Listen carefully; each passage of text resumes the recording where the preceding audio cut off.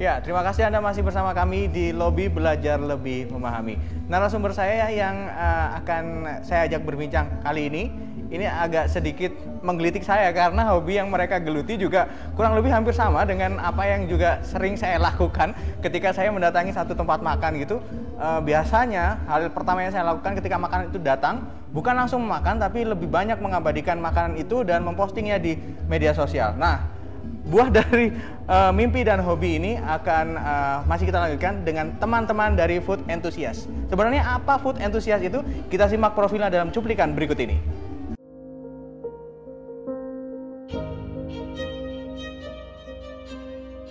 Jika lazimnya hal wajib yang harus dilakukan seorang sebelum makan adalah berdoa, namun kini ada aktivitas selain berdoa, yakni memotret makanan lalu mengunggahnya di media sosial. Ya, memang benar, biasanya itu sudah tidak menjadi hal baru lagi di sebagian masyarakat. Dan orang-orang yang biasa mengunggah foto makanan di media sosial mendapat sebutan baru seperti food enthusiast, food photographer, dan food hunter. Seperti yang dilakukan oleh Hendrik Piong dan Amanda Kohar. Berawal dari hobi kuliner, mereka sering mengunjungi kafe, resto, dan tempat makan lainnya. Tak jarang penghobi ini mereview rasa, suasana kafe, pelayanan, hingga harga yang ditawarkan sang pemilik resto. Rupanya kegiatan ini mendatangkan benefit bagi sang pemilik kafe atau resto yang pernah mereka kunjungi. Hingga akhirnya beberapa resto memanggil mereka untuk memberikan review pada cita rasa makanan andalan di restonya.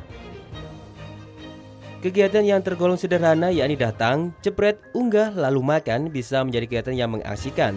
Dengan majunya teknologi dan media sosial yang sangat membantu dalam kegiatan ini, ditambah menyemburnya kafe-kafe di Surabaya dan sekitarnya membuat food enthusiast juga semakin banyak. Lantas, bagaimana seorang bisa dikatakan sebagai food enthusiast? Dan berapa penghasilan yang mereka dapatkan dengan menjadi seorang food enthusiast ini? Semuanya akan dibahas di Lobby Belajar Lebih Memahami.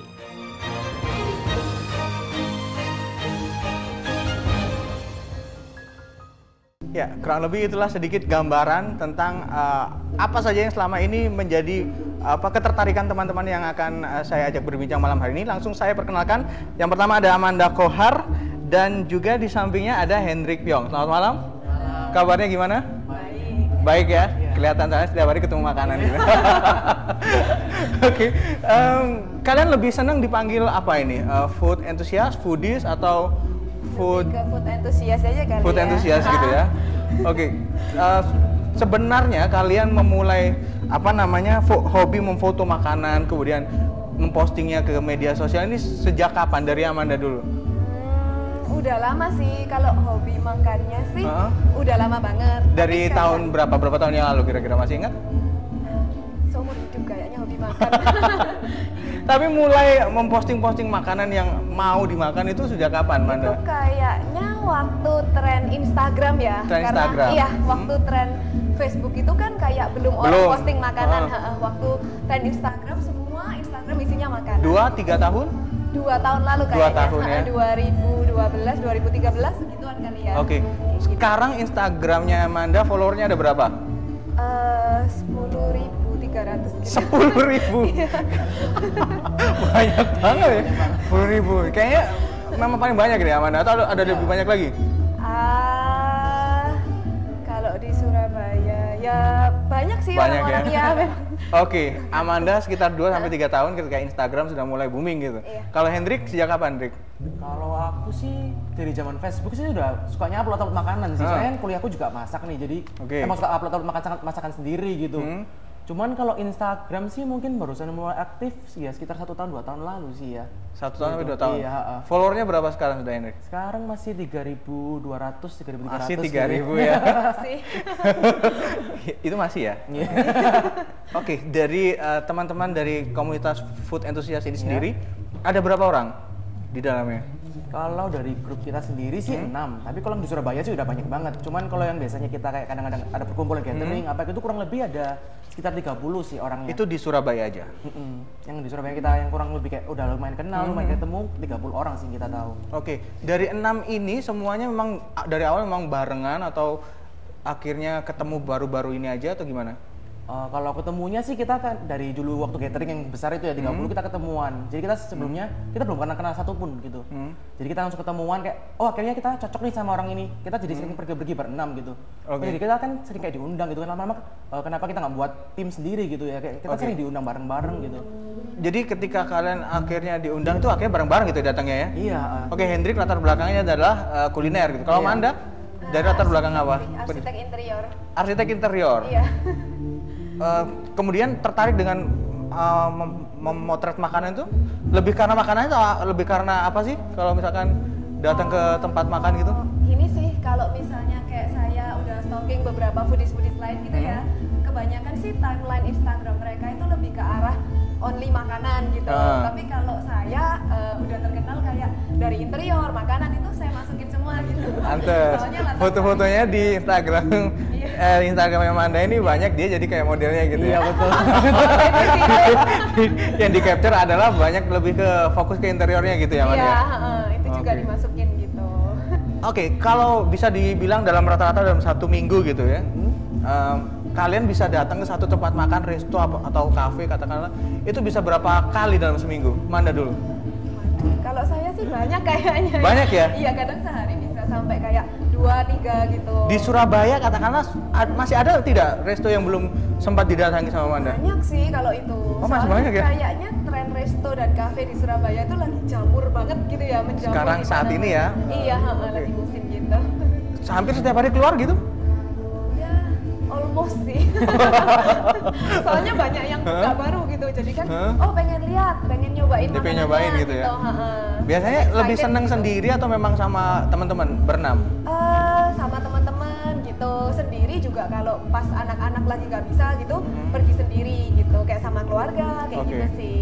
Kalau Hendrik rata-rata dalam 1 minggu bisa sampai berapa kali? Berapa kali ya? Ya kurang lebih hampir sama sih, cuman nggak sesering Amanda ini sih.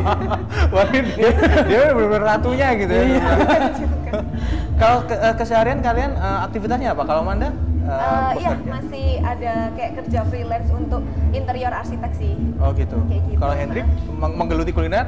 Benar-benar menggeluti Di bidang kuliner aku ada jualan untuk seperti makanan dessert gitu, panakota. Oh gitu.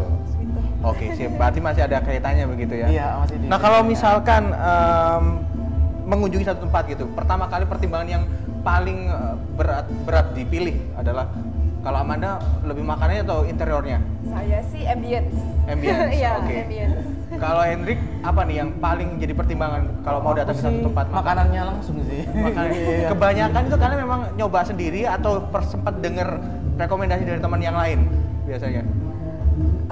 Ada rekomendasi, ada nyoba sendiri, ada kan ada tempat baru-baru yang bahkan mereka belum teman-teman belum gitu kita kan udah datengin gitu. Oke. Kayak gitu sih. Katakanlah ketika makanan yang kalian pesan itu datang gitu ya, butuh waktu berapa lama kalian untuk melakukan ritual motret itu? Kira-kira butuh waktu berapa lama sampai akhirnya Yang jelas sampai makanannya udah dingin. Iya. Makanya udah dingin gitu ya. Iya. Butuh waktu 5-10 menit kurang? Tergantung sih. Kalau makanannya kayak fotogenik banget gitu, cepet sih. Tapi kalau fotonya makanannya juga jelek ya lama sih. Soalnya kita nggak kayak on the spot mejanya. Kadang ada tempat-tempat yang bagus gitu, kita tarik.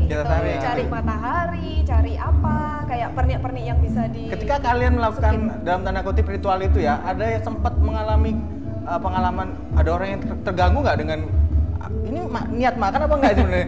Ada nggak pengalaman kayak gitu? Kalau diliatin sering sih ya. Iya, terus sih. Gimana? Waktu itu respon kalian gimana ketika diliatin kayak gitu? Cuek aja sih. Cuek ya? Peduli amat gitu ya? Iya. Oke, pernah baca artikel nggak sih ketika awal-awal sosial media ini bermunculan gitu? Dan ketika mulai ada habit kayak gini, itu ada artikel yang menyebutkan kalau seseorang yang sering memposting makanan di media sosial ini memiliki gejala kelainan gangguan kejiwaan gitu. Gimana kalian kalau menyikapi artikel kayak gitu? Nggak pernah baca juga. Kalau benernya nggak dibaca gitu ya? Kita sakit jiwa nggak ya? Tampaknya kita normal sih. Oke. Paling sering yang ngeposting foto makanan kalau dari persentase di media sosial kalian paling banyak apa? Makanan aja atau gimana? Amanda? makanan aja, iya banyak. Maksudnya teman-teman posting gitu. Kalau postingan dari Manda sendiri di Instagram? Oh, saya sih dari makanan, interior, OOTD, semua ada. Oh gitu. Persentasinya untuk makanan berapa persen? Makanan Dari total jumlah yang sudah diposting? Ya mungkin bisa setengah atau lebih kali ya. Bisa ya? Gitu, sampai 70% kali kalau Oh, Hendrik? makanannya. Kalau aku sih hampir semua makanan sih, Hampir mungkin 90% 90%-nya makanan semua. Ini kalau bilang tadi foodies ada banyak begitu ya? Iya. Ini kalian seseorang ini bisa dikatakan seorang food enthusiast itu kalau menurut kalian karena apa? Katakan orang suka posting makanan juga banyak gitu. Iya kayak sih. kalian. Menurut kalian apa yang menjadikan seseorang tuh memiliki kredibilitas sebagai food enthusiast?